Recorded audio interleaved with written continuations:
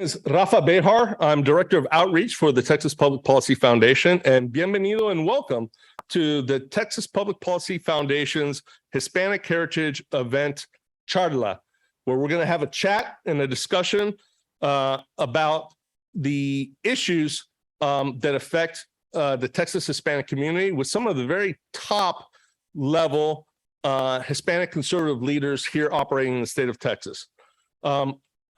Unfortunately, I need to inform everybody that we're going to have a little bit of a change in our program because the gremlins came in and kind of monkeyed with things, and unfortunately, we were going to start with Congresswoman Mayra Flores, and who was very excited to participate with us. But she's in Washington, D.C., and she was going to participate with us via Zoom. But unfortunately, the Nancy Pelosi and the liberals have decided to schedule the vote of continue funding the government at the same time, which is, I guess it's important in some way. And that so unfortunately, she's not going to be able to attend. So we unfortunately are not going to be able to include her in the program for today. And we also had another one of the guests of the panelists that was unfortunately unable to join us because his flight was canceled from Lubbock, and that's Abraham Enriquez from Bienvenido. And he sends his regrets, and he's somebody who's been very active in the movement and definitely wanted to participate with us. But unfortunately, he is not able to. But we're going to continue on because the work continues on, right? The conservative movement continues on. And and the exciting things that are happening within the Hispanic community in Texas is continuing. So before we begin and introduce the stellar panel that we have of my friends and colleagues, I want to first clarify a few points of terminology that I'm going to be using. Okay. And because I want to make sure that nobody gets any belly aches about some of the terms that I may be using. First of all, I'm going to be using the word Hispanic. Okay. And I'm using that as a collective term, as a representation of people of many different national background origins that all share similarities in cultural backgrounds, traditions, and values. Okay. Obviously, we all know that there's no one thing as a Hispanic. Hispanics are made up. It's a composite term made up of many different people, and that also that we all are very proud to be Texans and very proud to be Americans. But we're going to be using the term Hispanic. Second of all, Hispanic Heritage Month. So this was created, for those of you that may not know, by President Ronald Reagan. And it was specifically created to help highlight and celebrate the very positive accomplishments and contributions made by American Hispanics here in this country. So they came up with this Hispanic Heritage Month. Now, of course, we being Texans, we celebrate Hispanic Heritage Month 24/7, 365, because Texas has about 40% Hispanic population. And not only that, but we have families that have been in Texas since before the arrival of the Mayflower. So we celebrate Hispanic heritage every single day. And then the last term that I want to just clarify is the term of Hispanic Texas, right? This is a discussion on the state of Hispanic Texas, and I don't want anybody to get bent out of shape. We all know that there's one Texas. It's unique, and that we are all very proud to be Texan. But the reality of the matter is that not all issues affect all people the same way. So we are here specifically gathered to talk about how issues specifically affect the Hispanic community. So that's why we're talking about Hispanic Texas. So I don't want anybody to take it the wrong way. But we do want to make that, that distinction. right? And there's some issues that have more impact on certain communities than others. And then obviously we're here together, gathered to talk about the Hispanic community. So with that being said, I want to transition now to our panel. We have just a tremendous panel here with us to share their insights on what's been happening in the Texas Hispanic community. These are people that have operated within the community for an extremely long time, and I'm very proud to call them my friends and colleagues. And these are people who I deal with on a very regular basis as we're going out and traveling the community and talking about the different issues that affect the Hispanic community. So with us, we have Alex Cistero, and he is the chairman of Hispanic Republicans of Texas and also their 501c3 organization, Hispanic Leadership Alliance. Alex is also the president and CEO of AccuFleet International. And he has over 20 years of experience in leadership and executive roles in a variety of industries and major corporations. He has been involved in the development of strategic growth and operational strategies at several multinational companies, particularly in areas of organizational transformation, product and service line expansions, acquisitions, and overall corporate development. And he earned his BA and MBA degrees from Rice University and his JD from Stanford University Law. He's a very accomplished attorney at law, and he comes to us from the Houston area. And then we have my good friend, Jorge Martinez. He is the Texas Coalition's director at the LIBRE Initiative and has served with various roles within the LIBRE Initiative since 2012. In 2015, he was appointed by Governor Greg Abbott to the Texas Physician Assistant Board and served on the Ethics and Disciplinary Committee. And George is a graduate of California State University, Fresno, where he received his Bachelor of Arts degree in communication, and he later earned his Master's of Public Administration from California Baptist University.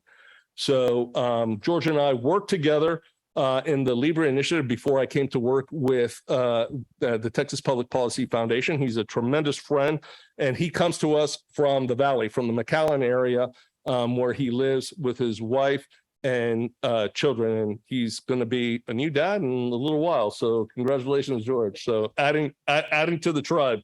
So, and then, and last but certainly not least in any stretch of the imagination is my good friend, Orlando Sanchez. So Orlando is the founder and president of Texas Latino Conservatives. Prior to that, Orlando was elected to Harris County Treasurer in November of 2006. He's the first immigrant to be chosen countywide by voters for a non-judicial office, and he served in that office until December of 2016. Okay, and he was also the highest vote getter, and just incredible achievements. He graduated cum laude from the University of Houston with a degree in political science and embarked on a career as a public servant, first as a 3-term Houston City Council member, and then as Harris County Treasurer. So again, we have the best of the best here to talk about what's happening. So if you all give them a round of welcome. So before we get into the issues, and we're going to be talking about substantial issues, right? I mean, I know that the First Lady likes to just think that we're just a collection of breakfast tacos, but we're actually going to talk about issues here. But before we get into that, the meat of that discussion, I'd like for each one of our guests to explain a little bit about what they do in their respective organizations and some of the programs and projects that they've been working on. So, George, why don't you tell the good folks about the great work that you guys have been doing with LIBRE over the years? Thanks, Rafa. It's a pleasure to be here with y'all. Rafa didn't mention this, but I am a refugee from the People's Republic of California.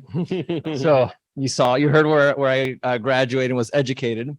But I came here as soon as I could. It's been 8.5 years, so I am a proud Texan, Hispanic Texan at that. So the LIBRE initiative reaches out to the U.S. Hispanic community so it can achieve its full potential. And we were founded in 2011 by Daniel Garza. He worked in the George W. Bush White House. Our headquarters is in Mission, Texas. So our field operations is in the Valley. And we started 11 years ago now. I've been with the organization for 10, talking about issues like Mr. Alex here said, on the policies that impact our lives every day.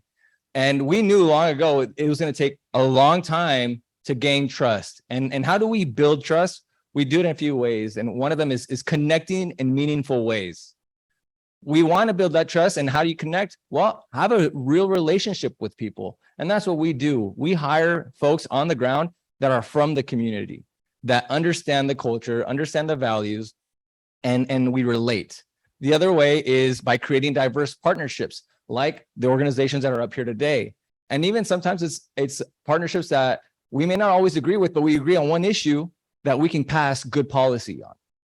So those are one of the ways that we connect and how we work in the community. And we focus on doing a lot of policy engagement also at the state and federal level. We were behind the Tax Cuts and Jobs Act. We did some judicial stuff as well under the last administration. And at the state level, we were really pushing for property tax reform in 2019. So we use our grassroots organization and our volunteers to push lawmakers to get behind the bills that we think are good for the Hispanic community, like the property tax reform bill. So that's a little bit about what LIBRE Initiative does. We also have the C3, which is the LIBRE Institute, which strictly focuses on removing barriers to the Hispanic community. So what's that mean? What we have found is that Hispanics that we're talking to, sometimes they don't even know what the free market is. And we talk about free market principles, access to a market where you and I can sell, trade, produce without government interfering. Sometimes that's unrealistic to some folks that are here, maybe the first generation. They don't know how to speak English. Maybe they don't have a driver's license, whatever the case may be. We use the LIBRE Institute to remove those barriers. So we'll partner with ESL teachers to teach English as a second language. We'll do civic courses, how to become a citizen to pass the test.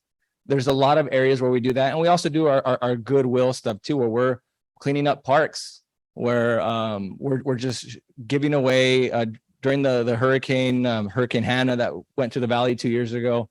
And this is just an example. We've done more since then, but we gave out $1,000 of water because people had no running water, right? We partnered with Costco and did that. So that's a little bit about that. And then we also have separate to us a PAC, a 527, the LIBRE Initiative Action, which we can skip that for now. Yeah. So, but why don't you go into a little bit, because you guys have actual operations across the state. Why don't you tell the folks a little bit where you all operate? Thank you. Yeah. We have 8 field staff. There's 11 us in Texas. When I mean field staff, it's those that are actually on the ground building community. And then we have myself, a strategic director, and a supervisor of the field staff throughout Texas. So we have someone in McAllen office. I'm also based out of there, but I'm traveling all over. We have a person in Harlingen, which is next county over. We have Laredo, El Paso, Dallas, 2 in Houston, and San Antonio. So we're all over in the state. We are also across the country in 13 other states. Great. Perfect. Just tremendous work that y'all do. George, I mean, you're somebody who lives out in the field and you're constantly talking. I mean, does that resonate with you and the people that you talk, just the regular, mom and pops and, abuelos y abuelitos that you talk to? Yeah, actually the poll that y'all commissioned as well, I right away I was resonating with it because I'm out on the ground as a grassroots organization. I'm knocking on doors, especially right now, talking to folks about the issues that matter. And we did a campaign called the True Cost of Washington Tour, where we went to different parts of Texas and the country, but specifically here in the Rio Grande Valley, we partnered up with grocery stores And we gave away in one of them $105.86, and the other was $52.93, which represents the $105 was a whole week's worth of groceries because of the increase of inflation. The $52 was half a week's. And there was two different grocery stores. We had Congresswoman Myra Flores with us.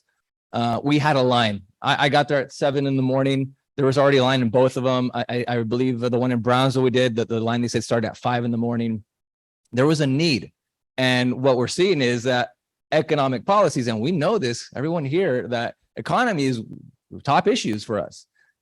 So if we just had MSNBC do a docuseries where we were on it and they were talking to the people in the line about why they were in line. We weren't just giving away the money to give away money. That is only good for one day, right? But we were there actually informing the community, why do we have inflation? What policies are driving up the cost of goods and services? So we were talking about too much government spending, of regulations, and how regulations on energy has increased, obviously, our energy prices, but also because of that, partly groceries as well.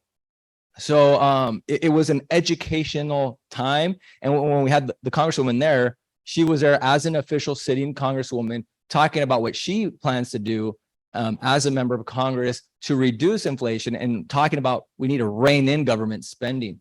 So that's what we're seeing. And it's exciting times right now, especially. Yeah.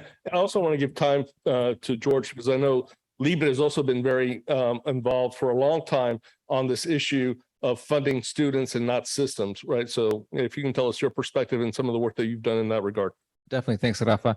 Actually, one thing I didn't mention, you all obviously know I'm from California. I was born in Monterrey, Nuevo León, Mexico. So none of us actually, obviously you're property of the US here, but we're outside of the mainland, right?